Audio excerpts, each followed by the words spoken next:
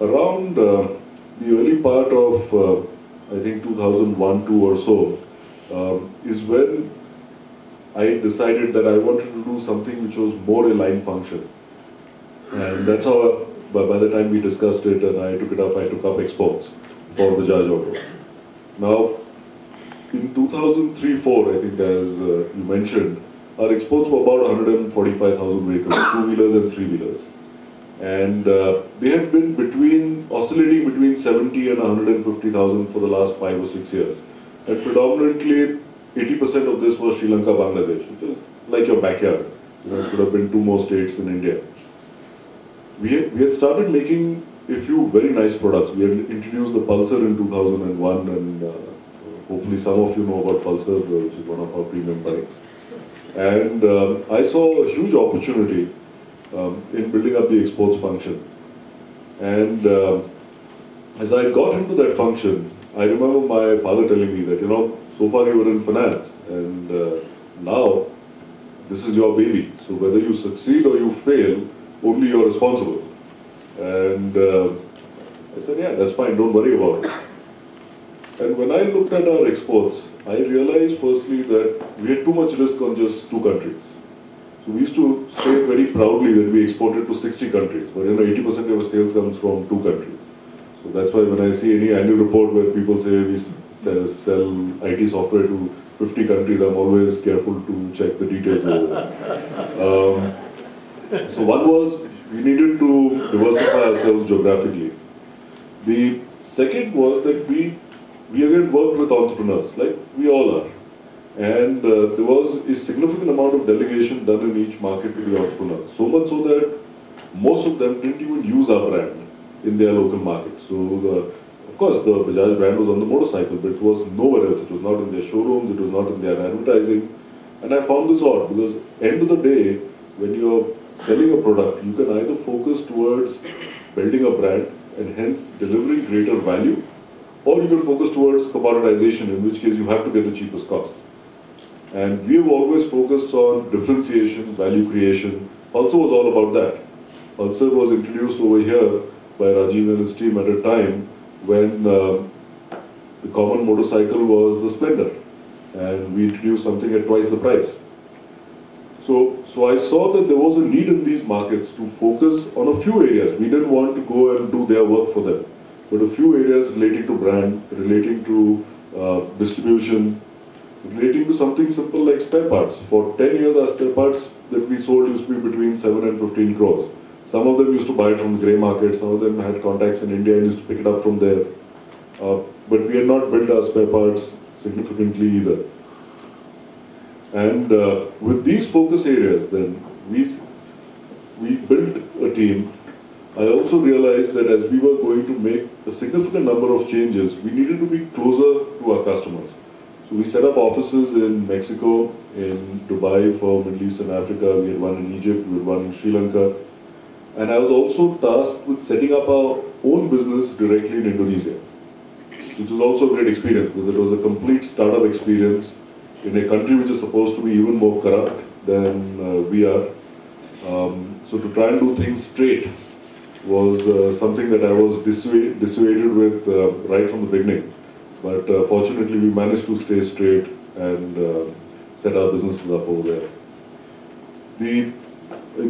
As far as the exports business was concerned, I remember I took over in actually end of May 2004, and that year we ended up selling instead of 145,000, I can't remember the number, but maybe we did 180, 190,000 or so.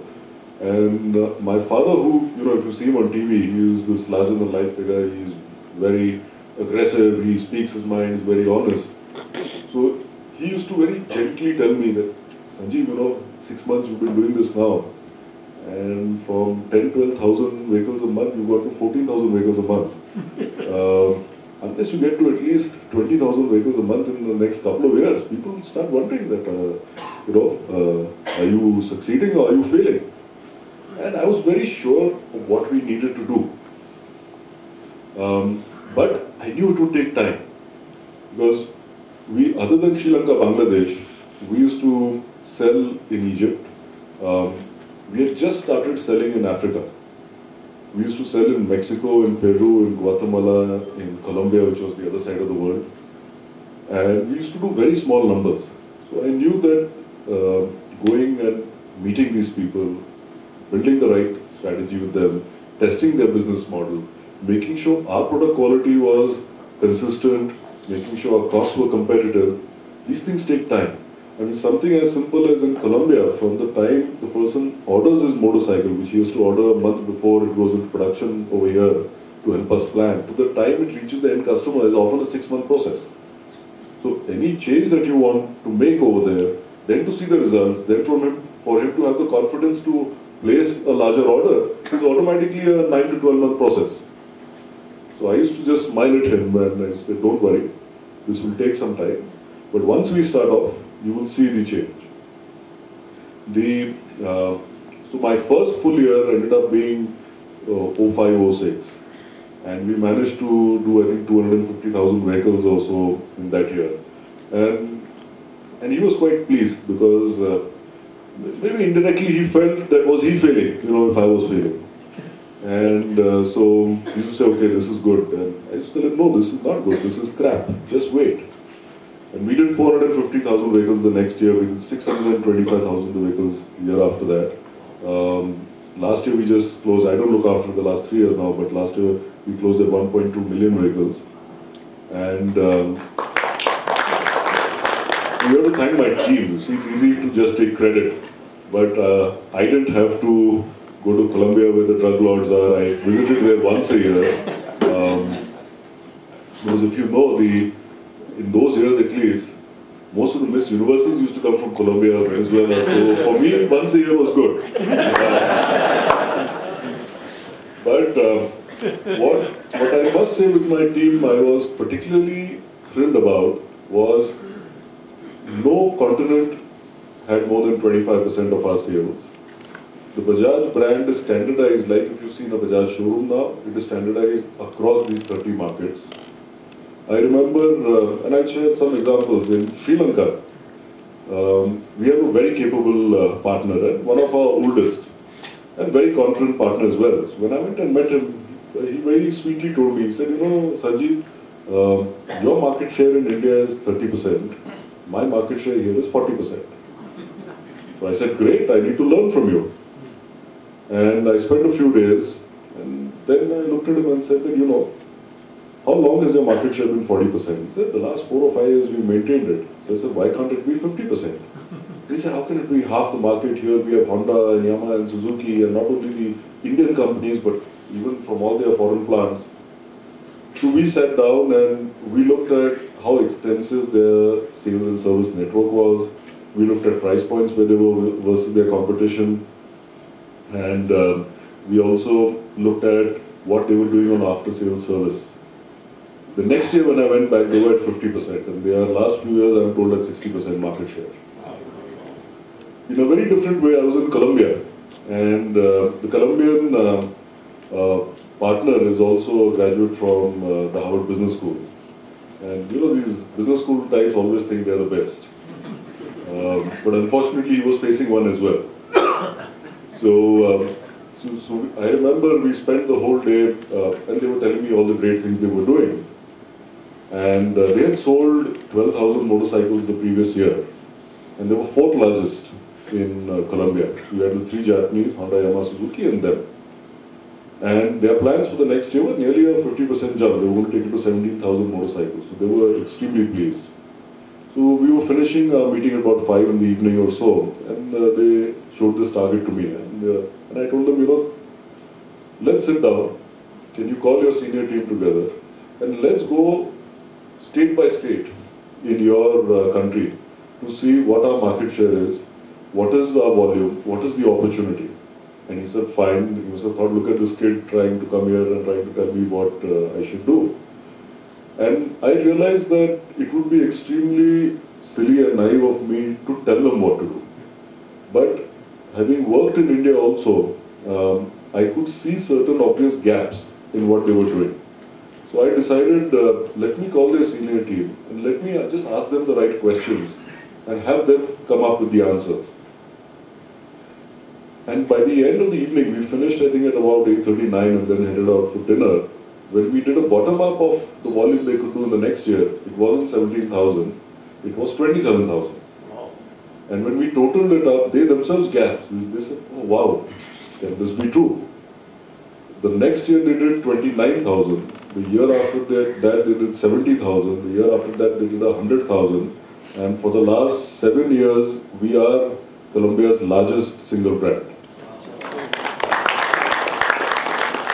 So there are a few other stories like this, but before you think of me as being immodest, I won't tell you all the stories, and I'll keep some for the next such session that I have.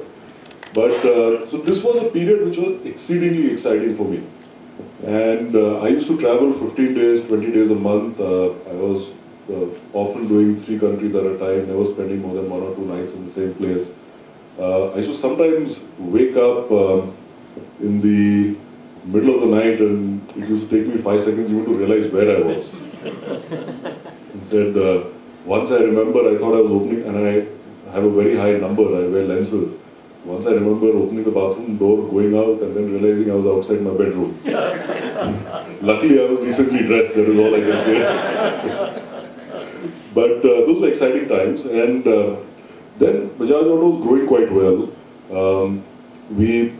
After spending about 3.5, 4 years, Rajiv was already running the business. He was doing a superb job. And we started thinking as a family that what more can I do? And we had started 2 insurance companies with Allianz in 2001, so they were still small. And we had a small auto finance company called Bajaj Auto Finance. India was growing, it still is growing, and I thought there was a great opportunity to build financial services. I also wanted the opportunity to do it myself, rather than working with my father, with Rajiv. I mean, how many bosses can you have, right? So I told them that let's build this out. And the last 4 years has been an experience in building this out. We very simply in financial services want to be in 3 spaces.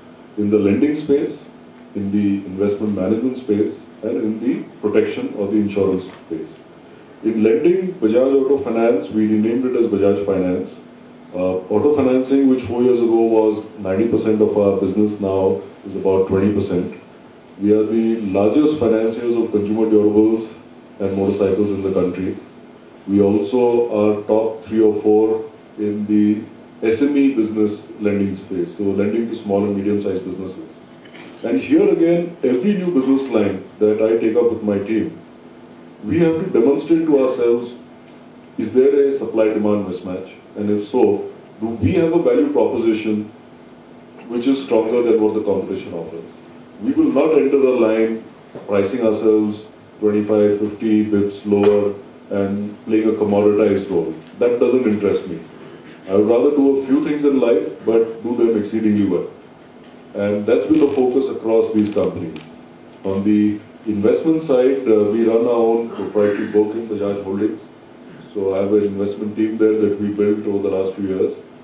And I think some numbers were thrown up. We manage cash and investments now of nearly $6 billion, out of which $1 billion is purely cash.